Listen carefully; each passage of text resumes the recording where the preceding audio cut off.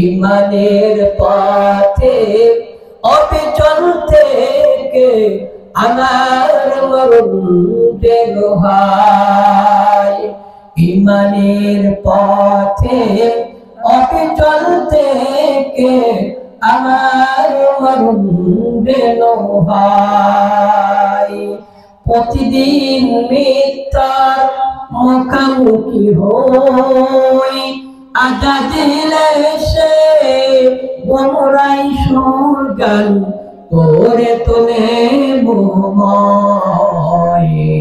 ইমানের পথে অবিচল থেকে আমার মরণ যেন হয়। বলেন আমিন। আল্লাহর ইবাদত বন্দেগী করার জন্য আল্লাহ তাআলা আমাদেরকে সৃষ্টি করেছেন। কেনই বা আমরা ব্যবসা বাণিজ্য করে অর্থ উপার্জন করি? কেনই বা আমরা প্রবাসে যে সন্তানাদি পিতা মাতা এলাকাবাসী সকলকে ছেড়ে প্রবাসে যে বছরকে বছর মাসকে মাস অতিক্রম করে অর্থ উপার্জনের জন্য লেগে যাই? তাহলে আমাদেরকে জন্য কি জন্য করতে হয়? বলে হায়াত থাকবে যতদিন, বেঁচে থাকবা যতদিন, তোমাকে হালাল রিজিক ভক্ষণ করতে হবে ততদিন। হালাল রিজিক ভক্ষণ করতে হবে, এজন্যই তোমাদেরকে হালাল রিজিক উপার্জন করতে হবে। কথা বলেন ঠিক কিনা? এজন্য আমার প্রিয় উপস্থিতি, পৃথিবীর মধ্যে যতদিন বেঁচে থাকবো ততদিন আপনার আমার পেট চালু থাকবে। আর পেট চালু থাকবে তো পেটের ক্ষুধা লাগবে। আর এই ক্ষুধা নিবারণের জন্য আপনাকে আমাকে হালাল রিজিক উপার্জন করতে হবে। কিন্তু এগুলো হলো সহায়ক শাখা প্রশাখা, মূল উদ্দেশ্য হলো আল্লাহর দাসত্ব আর বন্দেগী করা। আমার প্রিয় উপস্থিতি, আল্লাহ পাক রব্বুল আলামিন আপনাকে আমাকে এই পৃথিবীর মধ্যে সৃষ্টি করেছেন। তাহলে আপনি আমি আপনার আমার জীবনটাকে কিভাবে পরিচালনা করব, সেই দিক নিদর্শনের জন্য আপনার আমার জন্য কোন কিতাব বা কোন গ্রন্থ দরকার আছে না নাই? বলে আমার প্রিয় উপস্থিতি, এই যে এখানে বিভিন্ন ডেকোরেশনের জিনিসগুলো পণ্যগুলো ব্যবহার করা হয়েছে, মাইক, লাইট, বক্স, আরো বিভিন্ন বস্তুগুলো এখানে ব্যবহার করা হয়েছে। এই পণ্যগুলো যখন ব্যবহার করার জন্য আপনাকে আমার প্রয়োজন হবে, তখন ক্রয় করার জন্য বিভিন্ন বাজারে, শপিং মহল্লায় এবং বিভিন্ন দোকানে যাওয়ার প্রয়োজন হবে। বলে আজকে আপনার আমার যদি একটা মোবাইলের প্রয়োজন হয়, তাহলে এই মোবাইলটা কোথায় পাবো? বলেন ওই শপিং এ যেতে হবে, মোবাইলের শোরুমে যেতে হবে, সেখানে যে আপনাকে আমাকে মোবাইল খরিদ করতে হবে। এই মোবাইলটা যখন আপনি আমি খরিদ করব, তখন ফ্রিজ হোক, মোবাইল হোক, যা কিছু আপনি আমি খরিদ করি না কেন, এই মোবাইল বা লাইট আরো ফ্রিজ ইত্যাদি যে সকল পণ্যগুলো আপনি আমার ব্যবহারের জন্য ক্রয় করার প্রয়োজন হয়, আপনি আমি যখন এই পণ্যগুলো ক্রয় করি, তখন এই পণ্যের সঙ্গে সুন্দর একটা বক্সের ব্যবস্থা থাকে। কথা বলুন ঠিক কিনা? যখন একটা মোবাইল ক্রয় করতে যাবেন, তখন দেখবেন শুধু কি আপনার একটা মোবাইলই দিবে, নাকি সুন্দর একটা প্যাকেটিং করে একটা মোবাইল দিবে? বলেন কি বলেন? একটা মোবাইল, তার সঙ্গে সুন্দর একটা বক্স, একটা প্যাকেটের ব্যবস্থা থাকবে। তো একটা প্যাকেটের ব্যবস্থা থাকবে। এই প্যাকেটের মধ্যে শুধু কি মোবাইলই থাকে নাকি আরো অন্য কিছু থাকে? বলেন। মোবাইল ক্রয় করতে যাবেন, দেখবেন একটা সর্বপ্রথম একটা চার্জার থাকে, এরপরে হয়তো বা হেডফোনেরও ব্যবস্থা থাকে। বর্তমানে এগুলো যদিও দেয় না, কিন্তু কোন এক সময় দিত, চার্জার দিত, হেডফোন দিত, এরপরে আরো দুই একটা বস্তু এর সঙ্গে দিত, আর একটা জিনিস এর সঙ্গে দিত, এখনো দেয়। সেইগুলোটা হলো 2-3টা ছোট ছোট বই দেওয়া থাকে, যেটাকে পরিভাষায় বলা হয় ক্যাটালগ বই। এই ক্যাটালগ বইগুলিতে সুন্দর করে কম্পাস দিয়া, ত্রিভুজ দিয়া, তীর চিহ্ন দিয়া এরকমের অঙ্কন করে চিত্র আকারে এর সাইডে আবার চিত্র ছবির সঙ্গে মিলিয়ে দেওয়া থাকে, আবার ইংলিশে অথবা বাংলায়ও লেখা থাকে। কি লেখা থাকে? যে এই মোবাইলটা কোন সিস্টেমে কোন পদ্ধতিতে ব্যবহার করবে, এই ফ্রিজটাকে কোন পদ্ধতিতে কিভাবে কোন সিস্টেমে ব্যবহার করবে। এখানে চিত্র দিয়ে, ত্রিভুজ দিয়ে, তীর চিহ্ন দিয়ে একে সাইডে লেখা থাকে ইংলিশে অথবা বাংলায়। এখন আমার প্রিয় উপস্থিতি, প্যাকেটিং করলো এর সাথে কেন এই বইগুলো, ক্যাটালগ নামক বইগুলো এখানে দেওয়া হলো? দেখেন, যারা নাকি বুঝে তারা ওই ক্যাটালগ বইগুলো সুন্দর করে এরকম পৃষ্ঠাগুলো উল্টিয়ে উল্টিয়ে দেখে, আর যারা এর আগামাতা কিছু বোঝে না, শুধুমাত্র ওই মোবাইলটার চার্জারটা রেখে ওই প্যাকেটটা দেয় খালের মধ্যে ফেলে। কথা বলার ঠিক কিনা? তো আমার প্রিয় উপস্থিতি, এই ক্যাটালগ নামক বইটি চিত্র আকারে অথবা লিখনী পদ্ধতিতে থাকে যে এই ফ্রিজটাকে কোন সিস্টেমে ব্যবহার করবে, কখন, কোন সময়, আর এর জন্য কি কি বস্তুগুলো ক্ষতিকর এইসব, এবং এর সুইচ কোনটা, কখন কোনভাবে ব্যবহার করতে হবে, কোনভাবে দিলে অন হবে, কোনভাবে দিলে অফ হবে, এবং মোবাইলের বিষয়গুলো এরকম, কোনটা অফ, কোনটা রিসিভ, কোনটা চার্জারের পয়েন্ট, কোনটা হেডফোনের পয়েন্ট, এই রকমের বিভিন্ন বস্তুগুলো ওখানে লেখা থাকে চিত্র আকারে।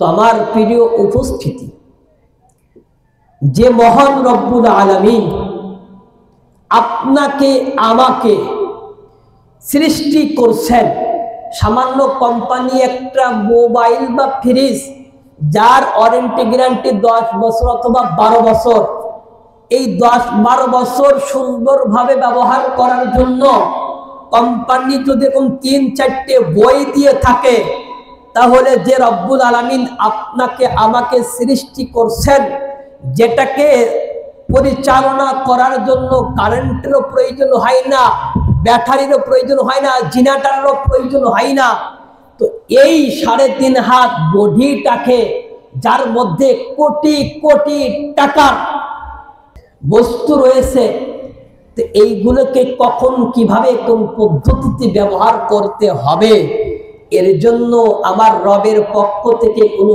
ক্যাটালগ বই দেওয়ার দরকার আছে না নাই বলেন? তো রব্বুল আলামিন আপনাকে আমাকে সৃষ্টি করে ক্ষান্ত হন নাই, বরঞ্চ আপনার আমার এই হায়াতের জিন্দেগিটাকে কোনভাবে পরিচালনা করলে আপনি আমি ক্ষতিগ্রস্ত হব না, এমনকি শয়তানের ফেলা জালে বেঁধে আপনি আমি ধ্বংস হয়ে যাব না। যেরকম ভাবে ফ্রিজ বা মোবাইল পানি বা আগুনেতে গেলে ক্ষতিকর, পানির মধ্যে পড়লে সেটা নষ্ট হয়ে যায়, এজন্য কোম্পানির পক্ষ থেকে ক্যাটালগ বইটা দেওয়া হয়েছে। ঠিক তদ্রূপভাবে আল্লাহ রাব্বুল আলামিন আপনাকে আমাকে সৃষ্টি করছেন যাতে করে বান্দা এই পানি অথবা আগুন বা বিভিন্ন অপথে চলে এরা যেন ক্ষতিগ্রস্ত হয়ে জাহান্নামের আসামি না হয়ে যায়। এজন্য আল্লাহ রাব্বুল আলামিন আপনার আমার জন্য ঐশবানী মহাগ্রন্থ আল কোরআন আল কারীম নামে 114টি সূরা আকারে একটা ক্যাটালগ নামক বই দান করেছেন। বলেন না সুবহান। যদি আল্লাহ রাব্বুল আলামিন আপনাকে আমাকে এই আপনার আমার জীবনটাকে পরিচালনা করার জন্য এই ক্যাটালগ নামক মহাগ্রন্থ আল কোরআন আল কারীম দান না করতেন, না প্রেরণ করতেন, তাহলে আপনার আমার জীবনটাকে মন গড়া অনুযায়ী বিভিন্ন অপথে যে সকল পথগুলো আপনার আমার জন্য ক্ষতিকর, সেগুলো আপনি আমি বুঝতেও পারতাম না, জানতেও পারতাম না, সেই পথে চলে আপনি আমি ক্ষতিগ্রস্ত হয়ে যেতাম। কথা বলার ঠিক কিনা? তোমার প্রিয় উপস্থিতি, আল্লাহ রাব্বুল আলামিন আপনার আমার জন্য ক্যাটালগ নামক মহাগ্রন্থ আল কোরআন আল কারীম নাযিল করে মানব জাতিকে জানিয়ে দেন, মানব জাতি তোমরা তোমাদের জীবনটাকে মন চাহি জিন্দেগি মন গড়া অনুযায়ী অপথে পরিচালনা করে তোমাদের জীবনটাকে ক্ষতিগ্রস্ত করবা না। এজন্য আমি আল্লাহ রাব্বুল আলামিন তোমাদেরকে মহাগ্রন্থ আল কোরআনুল কারীম নামক ক্যাটালগ বইটাকে তোমাদের জন্য প্রেরণ করে দিয়েছি। আল্লাহ রাব্বুল আলামিন এই কোরআনুল কারীম আপনার আমার জীবন ব্যবস্থা, জীবন বিধান হিসেবে, আইন বিধান হিসেবে, আপনার আমার সংবিধান অনুযায়ী আল্লাহ রাব্বুল আলামিন কোরআনুল কারীমকে নাযিল করে দিয়েছেন। এই কোরআনের বিধান অনুযায়ী আপনার আমার জীবনটাকে পরিচালনা করার দরকার আছে না নাই বলে? আল্লাহ রাব্বুল আলামিন বলেন, পৃথিবীর মানুষেরা তোমরা যদি তোমাদের পথটাকে, তোমাদের জীবনটাকে, তোমাদের হায়াতটাকে যদি ক্ষতিগ্রস্ত করতে না চাও, তাহলে তোমাদের জন্য আমি যে সংবিধান হিসেবে, বিধানদাতা হিসেবে যে সংবিধান কোরআন নাযিল করে দিয়েছি, এই কোরআনুল কারীমের সংবিধানগুলিকে তোমরা যদি তোমাদের পারিবারিক জীবনে, সামাজিক জীবনে, রাষ্ট্রীয় জীবনে, ব্যক্তিগত জীবনে তোমরা যদি বাস্তবায়ন করতে পারো, তাহলে তোমাদের এই জিন্দেগিটাই হবে সফলতার জিন্দেগি। কথা বলেন ঠিক কিনা? আল্লাহ রাব্বুল আলামিন বলেন কোরআনুল কারীমের মধ্যে, ওয়ামান লাম ইয়াহকুম বিমা আনজালাল্লাহু ফাউলাইকা হুমুল ফাসিকুন। আল্লাহ রাব্বুল আলামিন বলেন, পৃথিবীর মানুষেরা তোমাদের জন্য আমি যে বিধানদাতা, যে সংবিধান অবতীর্ণ করেছি, এই কোরআনের সংবিধান অনুযায়ী তোমরা যদি তোমাদের জীবনটাকে পরিচালনা না করো, তাহলে তোমরা মুমিনও থাকবে না, মুসলমানও থাকবে না, তোমরা কাফেরে পরিণত হয়ে যাবে। বলেন না নাউযুবিল্লাহ। তাহলে এই কোরআন শুধুমাত্র আপনার আমার জন্য এই মাহফিলের ময়দানে তেলাওয়াত করার জন্য নয়। কোরআনুল কারীম শুধুমাত্র মৃত্যু ব্যক্তির পাশে বসে খতম করার জন্য নয়।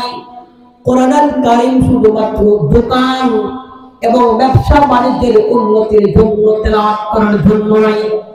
কোরআনুল কারীম শুধুমাত্র মাদ্রাসার তার দেওয়ালের মধ্যে তেলাওয়াত করার জন্য নয়। আল্লাহ রাব্বুল আলামিন বলেন, তোমাদের পারিবারিক জীবনে, সামাজিক জীবনে, রাষ্ট্রীয় জীবনে, ব্যক্তিগত জীবনে যদি কোরআনের আইনটাকে বাস্তবায়ন করো, তাহলে তোমাদের জিন্দেগিটাই হবে সফলতার জিন্দেগি। কথা বলার ঠিক কিনা? আর যদি তোমরা তোমাদের জীবনটাকে কোরআনের বিধান অনুযায়ী, কোরআনের সংবিধান অনুযায়ী পরিচালনা না করো, তাহলে তোমরা হতে পারো জন্মগতভাবে মুসলমানের সন্তান, তোমরা পূর্বসূরি হিসেবে তোমরা মুমিন মুসলমান, কিন্তু তোমরা যদি কোরআনুল কারীমের সংবিধান অনুযায়ী তোমাদের ব্যক্তিগত জীবন, সামাজিক জীবন, পারিবারিক জীবন, রাষ্ট্রীয় জীবনটাকে যদি পরিচালনা না করো, তাহলে তোমরা মুমিন মুসলমান মুত্তাকিন থাকবে না, বরং তোমরা কাফের বেঈমানে পরিণত হয়ে যাবে। বলেন না নাউযুবিল্লাহ। তাহলে কোরআনুল কারীম বলে, আমি আসছি রবের পক্ষ থেকে, রূহে মাহফুজ থেকে জিবরাইল আলাইহিস সালাতু ওয়াস সালামের মাধ্যমে আসছি নবী মুহাম্মদুর রাসূলুল্লাহর উপরে। বলেন না সুবহানাল্লাহ। কোরআনুল কারীম বলে, ও কোরআন, তোমার আর কোন সংবিধান আছে নাকি? কোরআনুল কারীম আল্লাহ রাব্বুল আলামিন পৃথিবীর মধ্যে প্রেরণ করেছেন। এই কোরআনটাকে যারা অনুসরণ করবে, কোরআনের পথ যারা মেনে নেবে, এই কোরআনের পথের উপরে যারা চলবে, তারাই হবে হেদায়েতপ্রাপ্ত বান্দা। বলেন না সুবহানাল্লাহ। আমার প্রিয় উপস্থিতি, মক্কার কাফের বেঈমানেরা তারা সকলেই জানে এই কোরআনুল কারীমকে আল্লাহ রাব্বুল আলামিন পৃথিবীর মানুষের জীবন ব্যবস্থা হিসেবে কোরআনুল কারীমকে নাযিল করেছেন। এই কোরআনুল কারীমের সংবিধান অনুযায়ী যদি কোনো মানুষ চলে, তাহলে তারা জান্নাতি হয়ে যাবে। এজন্য মক্কার কাফেরদের মধ্যে হট্টগোল সৃষ্টি হলো, হট্টগোল তৈরি হলো। আরে আমাদের কাফেরেরা, আমাদের বন্ধুরা, আমাদের সহপাঠীরা এই মুহাম্মাদের কোরআন শ্রবণ করে তারা জান্নাতি হয়ে যাইতেছে, তাদেরকে এই কোরআনের পথ থেকে প্রতিবন্ধকতা সৃষ্টি করতে হবে। বলেন না নাউযুবিল্লাহ। মুহাম্মদ রাসূলুল্লাহ সাল্লাল্লাহু আলাইহি ওয়াসাল্লামের উপরে আল্লাহ রাব্বুল আলামিন কোরআনুল কারীম নাযিল করেছেন হুজুর সাল্লাল্লাহু আলাইহি ওয়াসাল্লামের নিজের ব্যক্তিগত অভ্যাস ছিল নবীজি দিনের বেলা দিনের দাওয়াত দিতেন আর রাত্রে বেলা নবীজি সাল্লাল্লাহু আলাইহি ওয়াসাল্লাম কোরআনুল কারীমের তেলাওয়াতে মগ্ন হয়ে যাইতেন। বলেন না সুবহানাল্লাহ। তো আল্লাহ নবী সাল্লাল্লাহু আলাইহি ওয়াসাল্লাম দিনের বেলা কোরআনকে মানুষের মধ্যে প্রচার করতেন আর রাতের গভীর রজনীতে আল্লাহ নবীর অভ্যাস ছিল কোরআনুল কারীমকে তেলাওয়াত করতেন। বলেন না সুবহানাল্লাহ।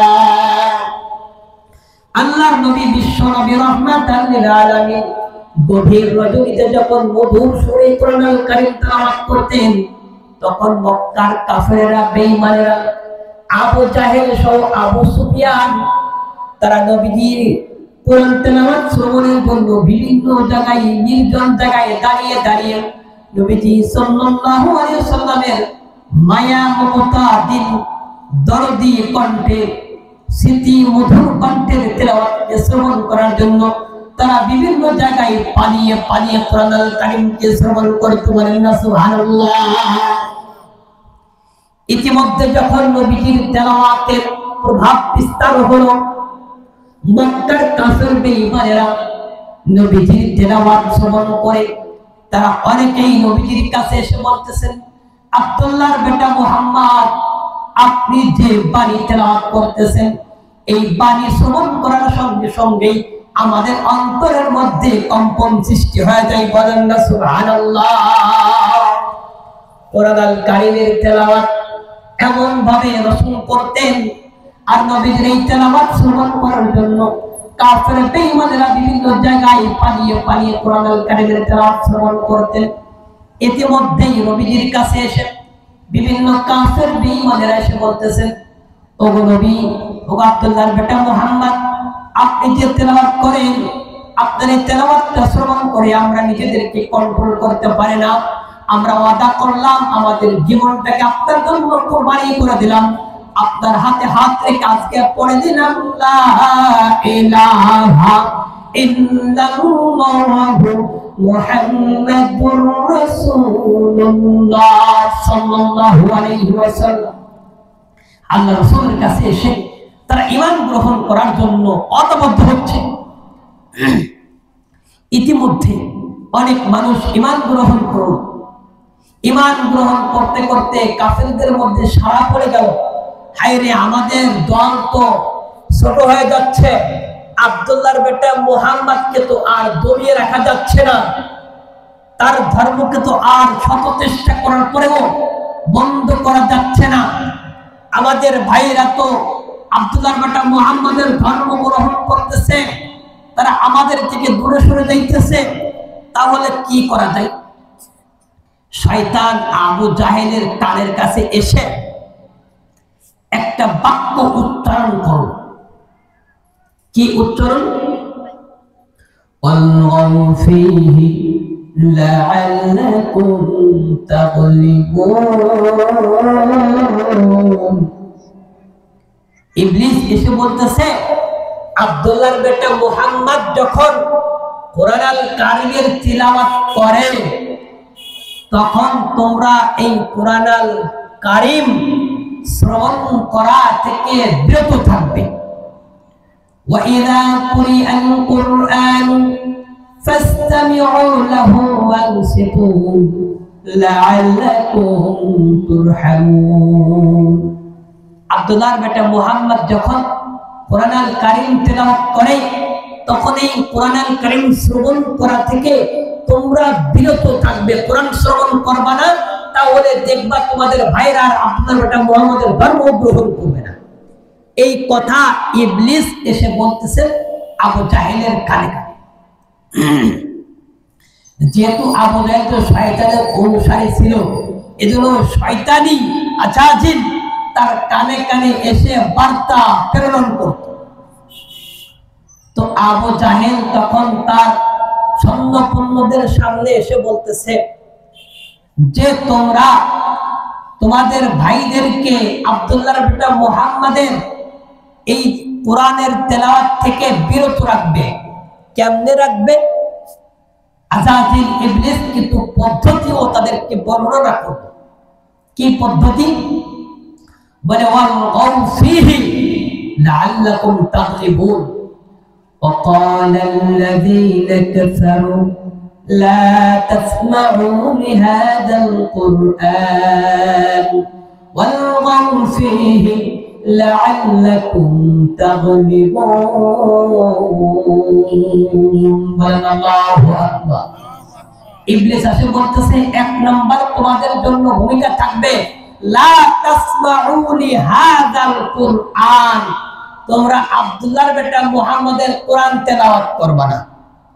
আব্দুল্লাহর বেটা মুহাম্মদ যে কোরআনুল কারীম তেলাওয়াত করে, এই কোরআন লা তাসমাউ লিহাযাল কুরআন, এই কোরআন শ্রবণ করা থেকে তোমরা বিরত থাকবে। এক নম্বর তোমাদের জন্য কর্মসূচি। শয়তান আবু জাহেলের সৈন্যদেরকে কর্মসূচি দিচ্ছে যে তোমাদের জন্য এক নম্বর কর্মসূচি হলো কোরআন শ্রবণ করা থেকে বিরত থাকবে।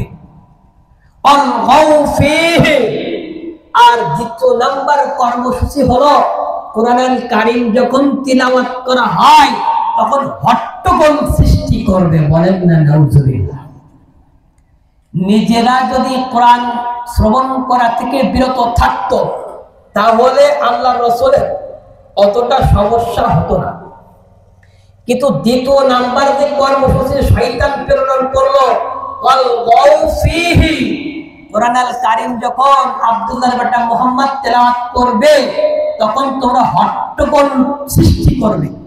হট্টগোল গুলো কি মুফাসসিরিন ইকরাম তাফসীরের মধ্যে লেখেন, তাফসীর ইবনে কাসির, তাফসীর রুহুল মানি, তাফসীরে তাবারি, অসংখ্য তাফসীরের মধ্যে মুফাসসিরিন ইকরাম লেখেন যে সেই হট্টগোল গুলো কি ছিল। কোরআনুল কারীম তারা নিজেরা শ্রবণ করা থেকে বিরত থাকতো। এইখানে মাহফিল হচ্ছে, অনেকে এখানে আসে নাই, শ্রবণ করতেছে না। কে বলেন, কথা বলেন ঠিক কিনা? কিন্তু আমরা যারা আসছি আমাদেরকে কোরআন এর এই বিধান, এই মাহফিল শ্রবণ করা থেকে বিরত করার জন্য যদি প্রতিবন্ধকতা সৃষ্টি করত তাহলে আমরা কি এখানে চুপ করে বসে থাকতাম? বলেন। আমাদের কাছে যা আছে তাই নিয়ে ওই বেঈমানদেরকে, রাসূলের দুশমনদেরকে মোকাবেলা করার জন্য তৈরি হয়ে যেতাম। কথা বলেন ঠিক কিনা? আর যারা আসতেছে না বাস তাদের জন্য আমাদের কোনো কি নাই, মারামারি, কাটাকাটি, লাঠিচার্জ কিছু নাই। কিন্তু আমাদেরকে যদি কোরআন শ্রবণ করা থেকে, মাহফিল শ্রবণ করা থেকে, মাহফিল করা থেকে যদি বিরত করত, প্রতিবন্ধকতা সৃষ্টি করত, 44 জারি করা হতো, তাহলে তো আমরা এখানে চুপ করে বসে থাকতাম না। কথা বলেন ঠিক কিনা? তোমার ফির উপস্থিতি শয়তান 44 জারি করলো যে এক নাম্বার তো তোমরা নিজেরা শ্রবণ করবাই না, আর দ্বিতীয় নাম্বার হলো যখন কোরআনের তেলাওয়াত হবে তখন তোমরা হট্টগোল সৃষ্টি করবে। হট্টগোল গুলা কি? এক নাম্বার হট্টগোল হলো যখন কোরআন তেলাওয়াত হবে তখন তোমরা হাতে তালি দেবে। বলেন না নাউজুবিল্লাহ। দ্বিতীয় নম্বর হট্টগোল যখন আব্দুল্লাহর বেটা মুহাম্মদ কোরআনুল কারীমকে তেলাওয়াত করবে তখন তোমরা শীষ বাজাবে, বাঁশি বাজাবে। বলেন না নাউজুবিল্লাহ। তৃতীয় নম্বর হট্টগোল হলো আব্দুল্লাহর বেটা মুহাম্মদ যখন কোরআনুল কারীমের তেলাওয়াত করবে তখন তোমরা ঢোল, বাঁশি, তবলা বাজাবে। বলেন না নাউজুবিল্লাহ। আর চতুর্থ নম্বর হট্টগোল হলো যখন আব্দুল্লাহর বেটা মুহাম্মদ কোরআনুল কারীমের তেলাওয়াত করবে তখন তোমরা বিভিন্ন রকমের চিল্লাচিল্লি করবে। বলেন না নাউজুবিল্লাহ। আমার প্রিয় উপস্থিতি, আপনারা যারা এখনো বাড়িতে আছেন, এখানে আসেন নাই, আপনারা নিজেরা কোরআন শ্রবণ করা থেকে বিরত থাকতেছেন, কিন্তু যারা এই যে মাহফিলে আসছে মাহফিল শ্রবণ করার জন্য, কিন্তু দোকানে বিভিন্ন জায়গায় তারা বিভিন্ন রকমের চেঁচামেচি, চিল্লাচিল্লি করতেছে, এরাও ওই শয়তানের অন্তর্ভুক্ত হয়ে গিয়েছে। বলেন না নাউজুবিল্লাহ। এখন যারা বিভিন্ন জায়গায় বসে গল্প গুজব করতেছেন, বাজে আওয়াজ, অর্থাৎ মুখ দিয়া গল্প গুজব করা, এটাও কোরআনুল কারীমকে প্রতিবন্ধকতার একটা শাখা। তাহলে আপনি আসছেন মাহফিল শ্রবণ করার জন্য, কিন্তু বাজে গল্প গুজবে লিপ্ত হওয়ার কারণে আপনি সেই শয়তানের অনুসারী হয়ে গিয়েছেন। বলেন না নাউজুবিল্লাহ। আমার প্রিয় উপস্থিতি, যখন শয়তান এই কর্মসূচিগুলো দিল, তখন আল্লাহ রাব্বুল আলামিন মুহাম্মদুল কোরআন আল কারীমের একটি আয়াত নাযিল করে দিয়ে বলেন, وَإِذَا قُرِئَ الْقُرْآنُ فَاسْتَمِعُوا لَهُ وَأَنصِتُوا لَعَلَّكُمْ تُرْحَمُونَ। আল্লাহ রাব্বুল আলামিন বলেন, পৃথিবীর মানুষেরা যখন তোমাদের সম্মুখে মহাগ্রন্থ আল কোরআন আল কারীমের তেলাওয়াত করা হবে, ফাসতামিউ লাহু, তখন তোমরা সেটাকে শ্রবণ করবে, ও আনসিতু, এবং চুপও থাকবে। যখন কোরআন আল কারীমের তেলাওয়াত করা হয়, শয়তান দিয়েছিল দুইটি সংবিধান। এক নম্বর হলো তোমরা শ্রবণ করবে না, দ্বিতীয় নম্বর শয়তানের সংবিধান হলো কোরআন আল কারীমের তেলাওয়াতের সময় তোমরা বিভিন্ন রকমের হট্টগোল সৃষ্টি করবে, প্রতিবন্ধকতা সৃষ্টি করবে। অনুরূপভাবে আল্লাহ রাব্বুল আলামিন কোরআন আল কারীমের তেলাওয়াতের ব্যাপারে দুইটি সংবিধান আপনার আমার জন্য নাযিল করে দিলেন। আল্লাহ রাব্বুল আলামিন বলেন, وَإِذَا قُرِئَ الْقُرْآنُ فَاسْتَمِعُوا لَهُ وَأَنصِتُوا لَعَلَّكُمْ تُرْحَمُونَ। শয়তান বলে, তোমরা এই দুইটি সংবিধান যদি পালন করতে পারো, তাহলে মুসলমানদের উপরে তোমরাই বিজয়ী হইবে, তোমরাই অগ্রগামী হবে, তোমরাই মুসলমানদের উপর বিজয় লাভ করবে। অনুরূপভাবে এই দুইটি সংবিধানের বিপরীতে আল্লাহ রাব্বুল আলামিন মুসলমানদের জন্য সংবিধান হিসেবে আল্লাহ রাব্বুল আলামিন বলেন, যখন তোমাদের সম্মুখে কোরআন আল কারীমের তেলাওয়াত করা হবে, তখন তোমাদের জন্য আমি রব দুইটি সংবিধান দিয়ে দিলাম। এই দুইটি সংবিধান যদি তোমরা মেনে নিতে পারো, তাহলে শয়তানের দুইটি সংবিধান পালন করলে যেরকম মুসলমানদের উপরে শয়তানের অনুসারীরা, আবু জাহেলের বন্ধুরা, তারা অগ্রগামী হয়ে যাবে, বিজয় হয়ে যাবে। আর মুসলমান তোমরাও যদি দুইটি সংবিধান আমি রবের পক্ষ থেকে প্রেরিত এই দুইটি সংবিধানকে যদি তোমরা গ্রহণ করে নিতে পারো, তাহলে এই পৃথিবীর মধ্যে তোমরাই হবে সফলতার চূড়ান্ত পর্যায়ে পৌঁছে যাবে। বলেন না সুবহানাল্লাহ।